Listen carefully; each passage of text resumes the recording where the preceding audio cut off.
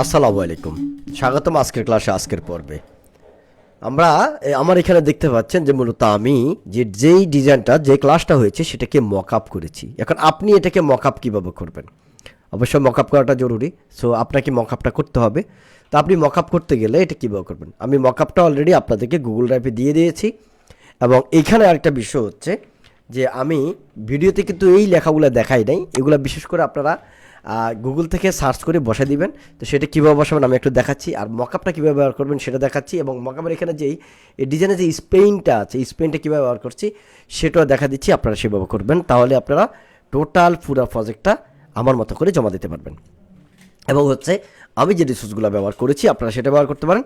আমি আপনাদেরকে মোটামুটি ক্যালিগ্রাফি এবং এই আলফোনা রিসোর্সগুলো আপনাদেরকে দিয়ে দেবো। আপনারা সেখান থেকে আশা করছি ভালোভাবে প্রজেক্ট কমপ্লিট করে আমাদেরকে জমা দিতে পারবেন। তো আমি প্রথমত যেটা হচ্ছে আল জামিয়াতুল ইসলামিয়া রাজশাহী, আপনারা সেম লেখাটা দিতে পারেন। জাস্ট এই লেখাটা আমি পিএনজি আপনাদেরকে দিয়ে দেবো, কোনো সমস্যা নেই। অথবা আপনারা করবেন, কীভাবে করবেন আমি একটু দেখাই দিই। আমি মূলত এটা এক জায়গা থেকে এনেছি, জাস্ট এখানে বিহান্স থেকে, কারণ যেহেতু এটা আমার দরকার ছিল।